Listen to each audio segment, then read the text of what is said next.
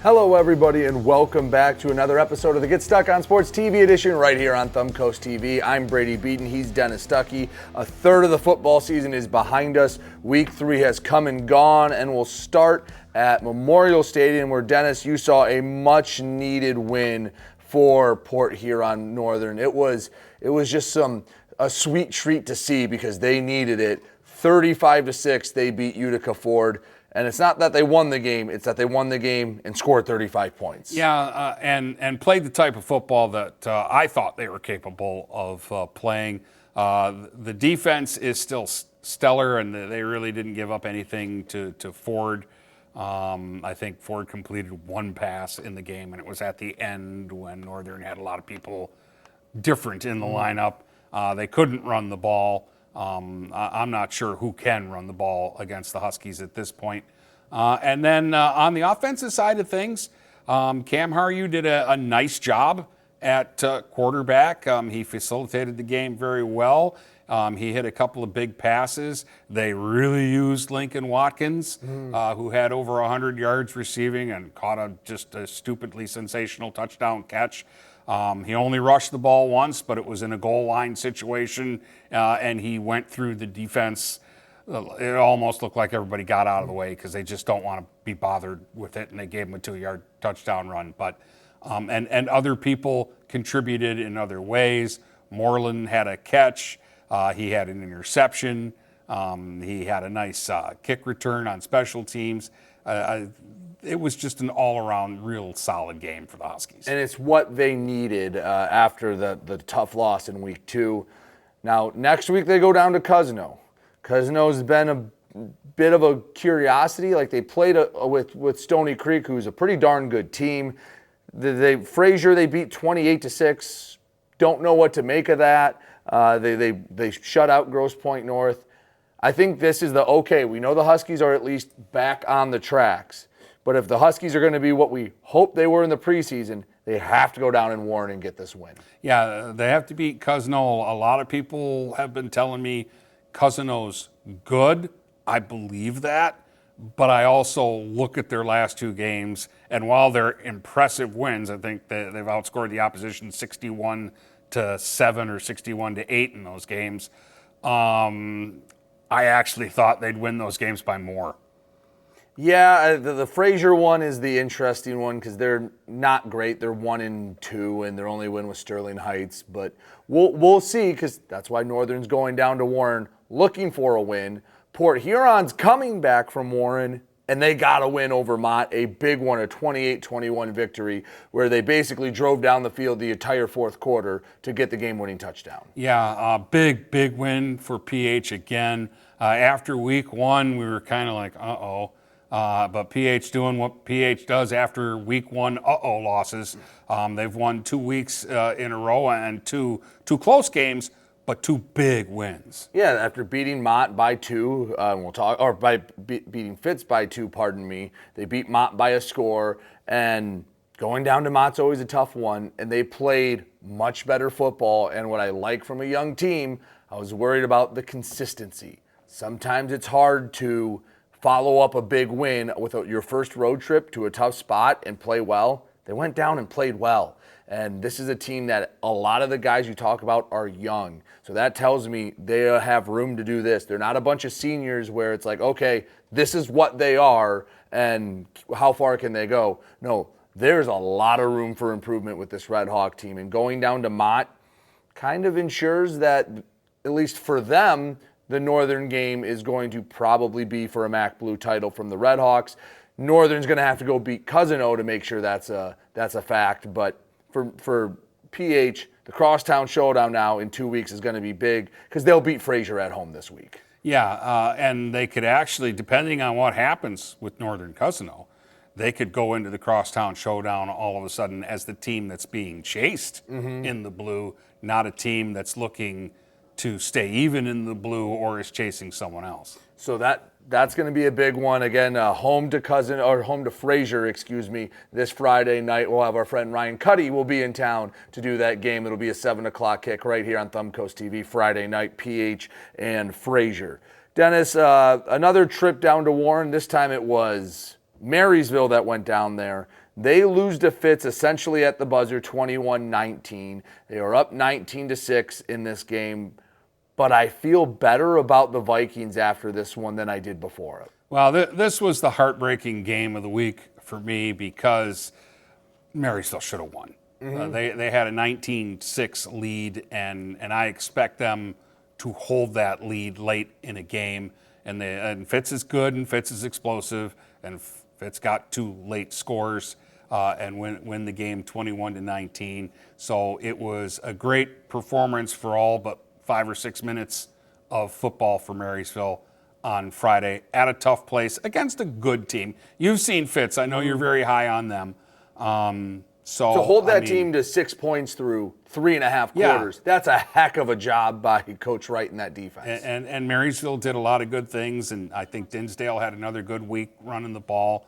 So as 1 and 2 teams go, I think Marysville has had some tough luck, and they're still a really good football team. They've got a game against Grosse Pointe North this week at home. I think that's a game that the Vikings should win. And actually, I'm going to go out on a limb and say I think that's a game the Vikings should win by a couple of touchdowns at home. So here's why I like this game and why I'm so positive right now. Because last year they were in the silver and they made the mid-rotation flip up to the gold. Going down to Fitz and losing a heartbreaker does infinitely more for you as a program than it does to play any of Sterling Heights, East Point, South Lake, or Centerline. And no disrespect to those programs, but the last year, Marysville just went and wiped the floor with them, got their backups in, and got to kick their feet up, and their fans got to cheer yay and play the fight song 500 times. Yeah. This loss helps them out in the long run because we said it from the beginning. The feeling at Marysville is they're not happy with, hey, we're in the mix, let's make the playoffs, and let's get an extra game in, and let's get a chance at a league title. I think they want to go and get better, and they want more. They want district titles. They want to be in a regional final game, something they haven't done in over 30 years. Yeah. And this game accomplishes the long-term goal. Yeah, it sucks now you're chasing in the MAC gold, and you need some help, and I don't know if Fitz will lose in the gold. But last year, they beat up on a bunch of bad silver teams and bronze crossovers, and then they got to the playoffs, and Croslex put one between their eyes, and they were stunned, and that game was over in the second quarter. This game helps prevent that, so when you get to the postseason, and maybe you have to play a PH, they're both in D3, maybe you have to play a Fitzgerald team again, which is a possibility, you're ready for that game, and that's why I'm so positive. Now, you have to follow it up with a win against Grosse Pointe North, and the big test, I think, in the gold is going to be Lamphere. I think they can go 4-1 in the gold. In fact, I'm kind of expecting them to because you want more? All right, I'm going to raise my expectations. Now go 4-1 in the gold and hope you get a little bit of help. But I like the fact that they went down and they competed, and it hurts that it was right there. And yeah, that sucks. But it proved to me that they can play with some pretty good teams and that they've gotten a lot better since week 1. Oh, yeah, but I'm just saying, just get one more stop, and then we're really sky high about this team. We'll have the Marysville Grosse Pointe North game on Get Stuck on Sports on Stream 2, about a 6:40 pregame with a 7 o'clock kick on Friday night. So I was at the Battle for the Bell, St. Clair and Marine City on last Friday. And the final score is 56-20. Marine City handled business. St. Clair kept it interesting for a little bit. It was 21-7 or 22-7. Marine City was up. Their offense went up and down the field at will. And Ben Farkas, the 3-year starter for St. Clair, got hurt in the end of the first quarter, start of the second drive of the game for St. Clair. He was shaking his left hand. He came out of the game, and you look down, and all right, well, Ben Farkas isn't there anymore. So now Jackson Turnbull, who's a sophomore, who also plays defensive line for them. Like, he's a different type of quarterback than Ben Farkas comes in, and I'm sitting there going, all right, this could get ugly quick. But to their credit, after being down 14-0, Turnbull threw a jump ball, and Graham Parlarge brought it in and got across the goal line. All right, 1 touchdown pass. Then Marine City goes down and scores. It's 22-7, and Turnbull leads them down the field, very slowly matriculates, and with 91 seconds left to go in the first half, throws a jump ball that Braden Schulk went and got. He dropped the snap. The rush was coming. He's like, well, Braden's over there somewhere, and just tossed it up. Not the best throw in the world, but he knew what he had to do, and his number one senior wide receiver went and got it. Now, this is where St. Clair lost the plot a little bit because they squibbed it. 2 plays later, Marine City's in the end zone. It's 29-14. And you're going, all right.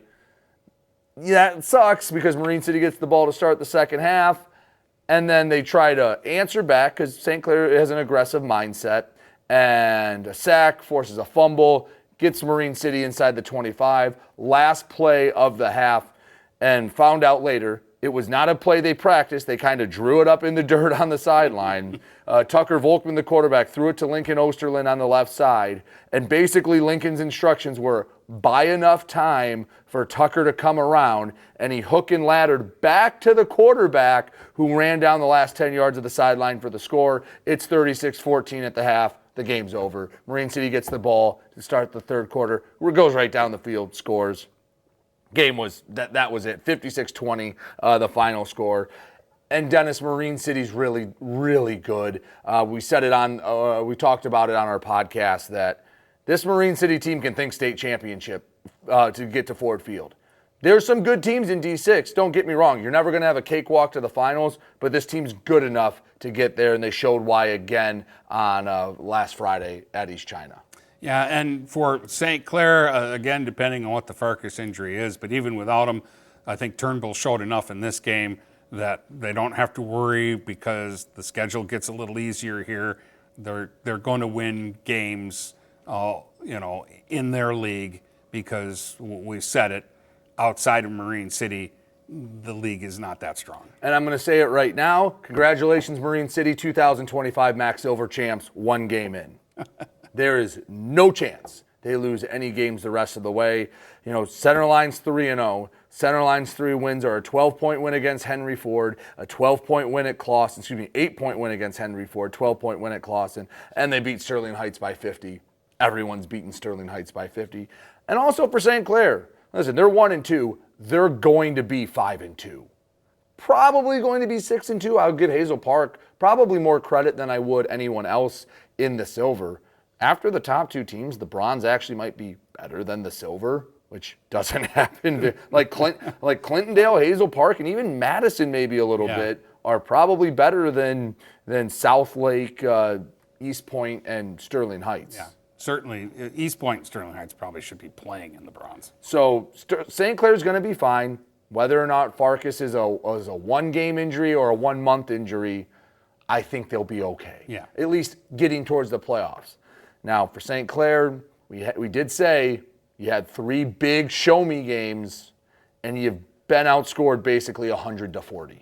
And half of those 40 came when the game was well decided. Yeah, and it'll be week 9 when they play Northern. But if Northern's defense is as good in week 9 as it's been in the first 3 weeks, St. Clair's in trouble in that game. Yeah, so we got about a minute left, Dennis. Unfortunately, you saw Cardinal Mooney. They hosted Caro. Caro, better than you want to give them credit for. Yeah, they were better than I thought they were going to be. Their quarterback's actually pretty good. He's got a couple of good receivers to throw to, and they had a big bruising running back, and they were just too much for Mooney, 46-7. So Mooney, again, battling through some injuries. And this one, though, for a half, it was kind of like the Marine City St. Clair game. There was a point where you're like, okay, they can keep it close, and then the wheels kind of fell off. But for a half, they played hard and were in the game. Well, it was a 6-0 game with less than 3 minutes to go in the half, and then all of a sudden it was 22-0, and that's where it got away. And at that point, game's basically over. So hopefully Mooney can bounce back next week. We'll take a quick break, come back, talk everything in the BWAC. Richmond gets a statement win they were looking for. Yale in a loss impresses. Some big matchups coming up this week. We'll talk about it when we return here on the Get Stuck on Sports TV edition right here on Thumbcoast TV. From doctor's appointments to work, shopping, and dining adventures, Blue Water Area Transit buses are the lifeline of our community. Depend on us for a ride that connects you to life's essentials. Blue Water Area Transit. Ride the wave. Riding the bus will avoid the hustle and save you lots of dough. Road rage, don't chance it. Ride Blue Water Transit everywhere you go. Welcome back to the Get Stuck on Sports TV edition right here on Thumb Coast TV. Brady Beedon, Dennis Stuckey. And let's go to the BWAC because right now there's 4 2-0 teams and 4 0-2 teams. Richmond is in the top half of the league. They're 2-0. Third straight 3-score or better victory. They beat Croslex 28-10. First time they've done so in 6 years. Needed win for Richmond, even though Croslex is down. Blue Devils continue to impress. Yeah, this is another nice win for them. Unfortunately, I don't know that the resume is going to back up the record in terms of Yale and St. Clair and Croslex are 2-7 overall. So you go, well, who have they beaten? But actually, from where Richmond's been the last few years, I think these are 3 good wins. They stomped on St. Clair, beat them by 30. They shut out Yale, beat them by 21. And Croslex is a team that has been in their head for half a decade, and they beat them 28-10, and it was really never a ball game. Yeah, I mean, I think it was 10-8 or 8-7. Croslex was up in the first half, and then second half, Richmond got through them and kind of put that game away. So again, 3 straight wins by 3 scores or more. They're doing well. Croslex is not, and they're in a tough spot.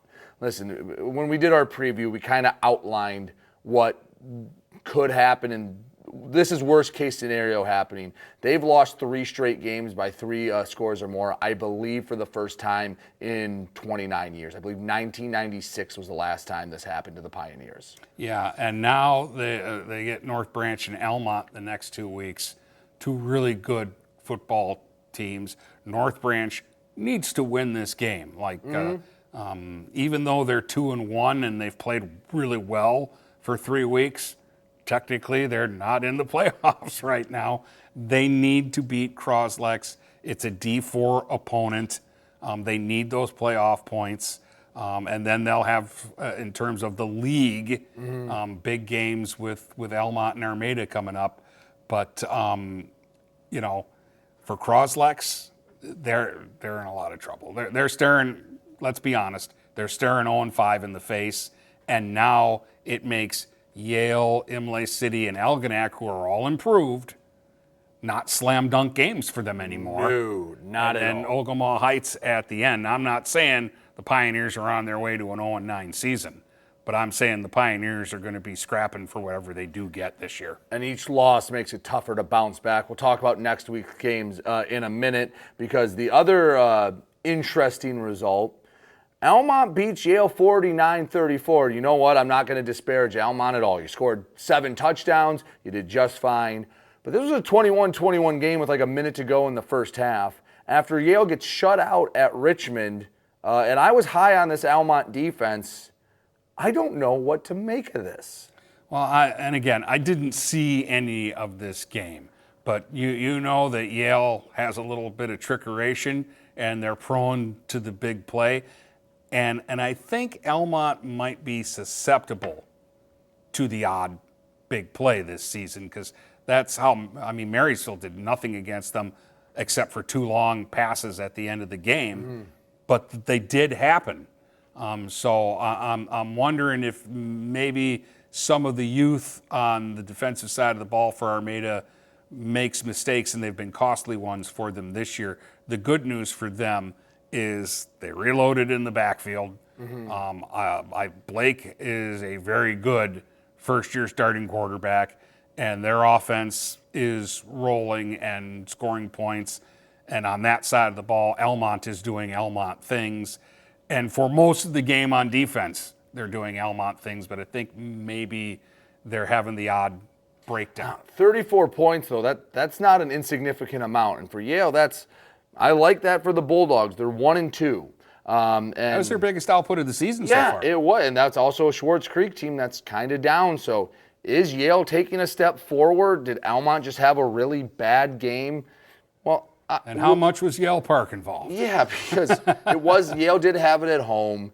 But I'm encouraged by that result for Yale. And we're hoping that one of that grouping of Algonac, Emily City, and Yale can jump up and make the playoffs, although all three lost this week. Emily City lost 33-7 to North Branch up at North Branch. It was, I believe, a 22-7 game or 23-7 game going into the fourth. So Emily City's defense has been pretty good. I mean, they gave up 31 to Almont and 33 to North Branch. Which are actually good numbers for what those teams usually do. Years past, those are in the 40s at halftime. Yeah. So that's an improvement. They only gave up 13 in their win over Powers. The problem is they've scored 5 touchdowns all year. So. And we knew that like they're getting there, but we knew that was going to be an issue for them. Was where are they going to get consistent offense? So hopefully that now that they've gotten through, I mean, at Almont and at North Branch are 2 tough games. Like those are 2 games that are, most teams lose those. They've got some winnable games coming up that they need, including a game against Algonac, who took another one on the chin. They went to Armada, 49-0. Yeah, this is, I hope Algonac doesn't have a repeat of last year where they get a big win over Mooney and then they got to come out of this tough stretch because they also have to play Almont next where they get beat up and they can never really recover. Because you take a look at this week's slate of BWAC games. The big one is Armada, Richmond. Richmond's going to Armada. Both teams are 3-0. Armada trying to kind of reaffirm their dominance. And Richmond, if they win this one, they go from being a top half BWAC team to a BWAC title contender.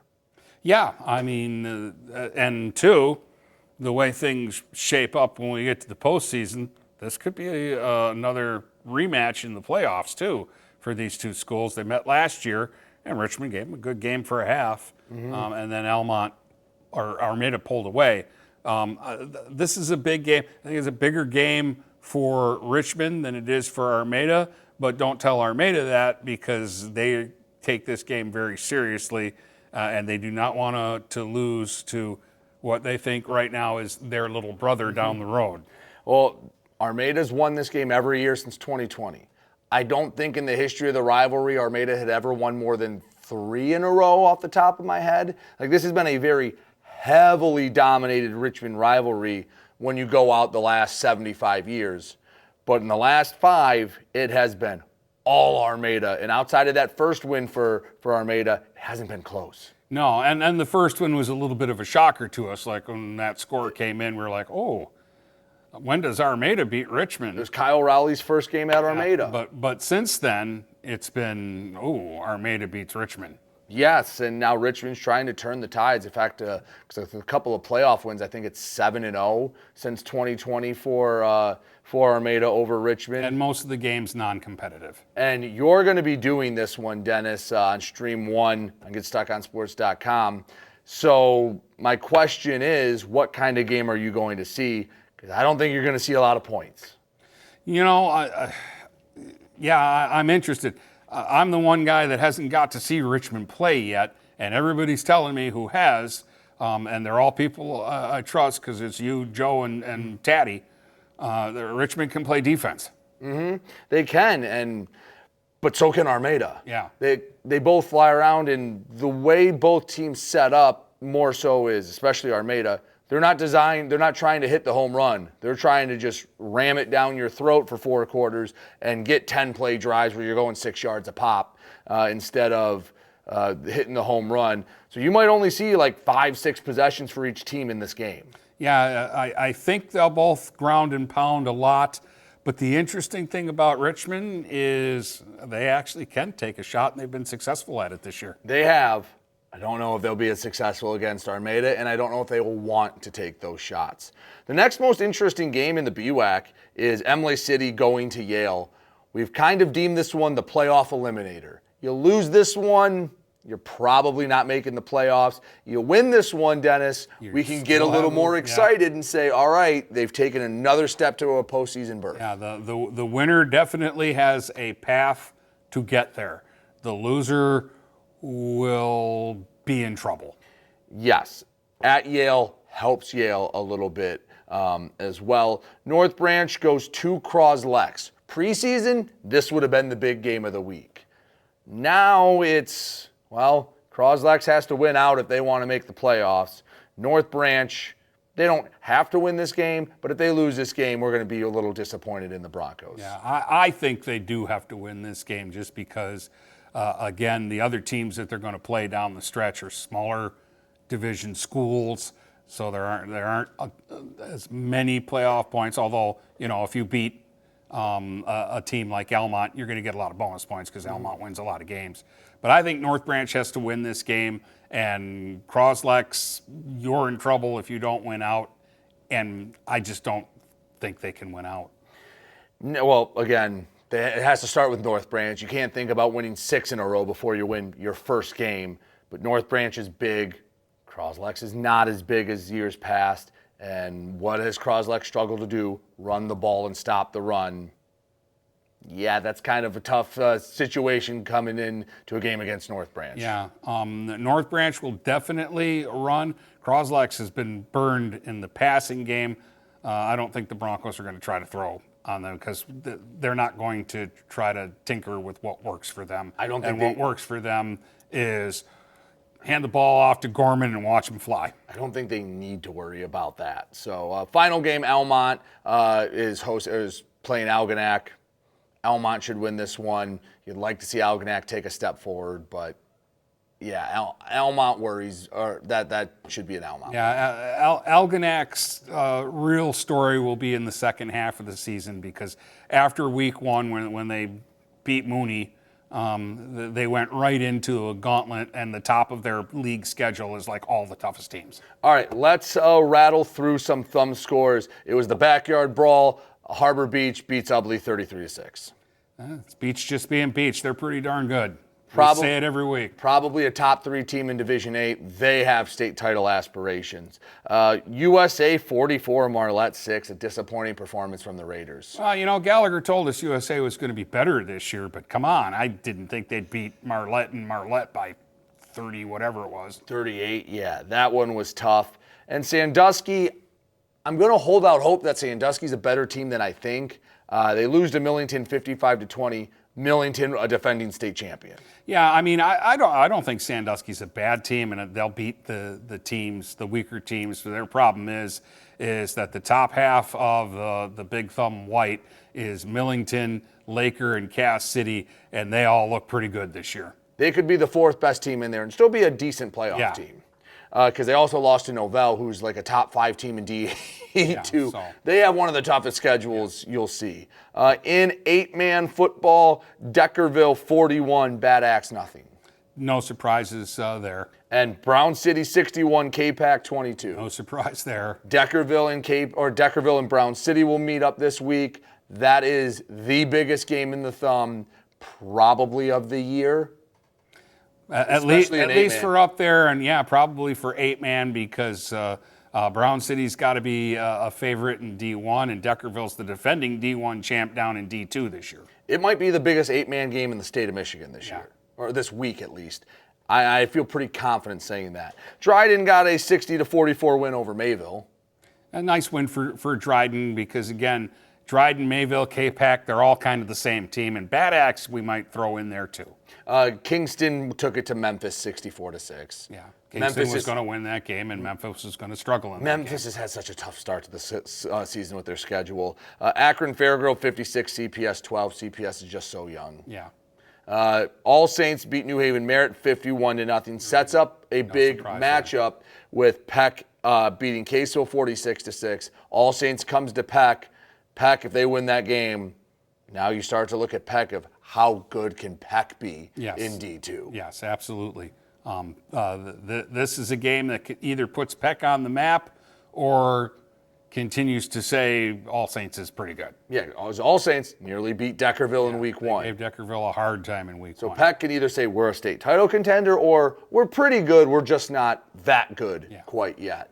That'll do it for this week's episode of the Get Stuck on Sports TV edition. We'll be back next Monday with all of Week 4 scores and recaps, preview of Week 5, all that. For Dennis Stuckey, I'm Brady Beedon. You've been watching the Get Stuck on Sports TV edition right here on Thumb Coast TV.